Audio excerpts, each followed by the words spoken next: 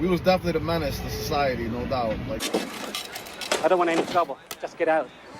Can't stand y'all. before I quit school, sophomore year, that's when my mom ended up, my mom and my sister were living in the car again with my dad because my dad got thrown out of the house again in Albany, where I was going to in Humboldt Park, Troy, sorry. And then from the story my mom tells me is that they were in the car.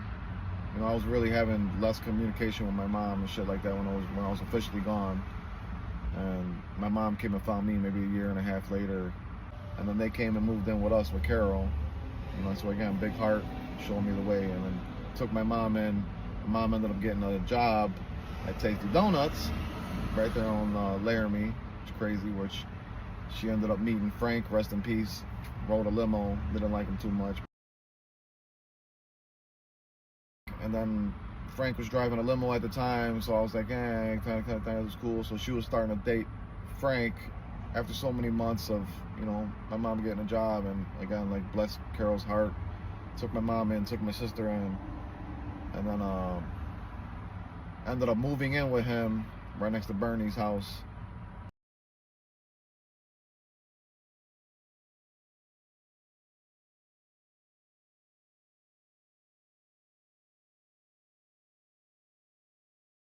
And then what I thought in my head is like the only right thing to do was go move with my mom, even though I didn't approve of it at all, because I was like, why are you dating another guy that's a drunk, another drinker? Like, basically, like, I lived in that apartment for a few months, going to school, come back from school.